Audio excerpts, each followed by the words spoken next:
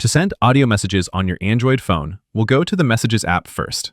We'll do this in the Google Messages app, but most messaging apps have a similar feature, and it works more or less the same regardless of the app. Instead of using the keyboard, you'll tap this little audio waveform button next to the text field. Then you can tap the microphone to record your message. You'll see a timer, and you can now talk to the microphone. You'll see an audio waveform confirming the phone hears your voice.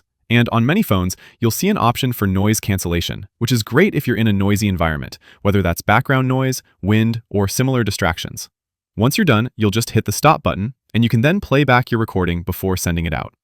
There's also these, not sure what to call them, decorations, I guess? You can add those to your messages to simply give it a little more color. Once you're ready, you'll tap Attach, and the audio gets attached to your message. You could add text here as well, or just send out the audio alone. Most Android phones now will allow you to option to view the transcript when you receive an audio message, giving you the option to view the message in text format if that's what you prefer. If you're doing this in an app like WhatsApp, the steps are pretty much the same. Pick a conversation and then tap the green microphone button. You'll record your message and send it out.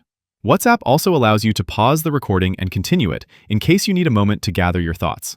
WhatsApp also has transcripts available. You'll just tap and hold a message, tap the three dots up top and choose Transcribe. And that's how you send audio messages.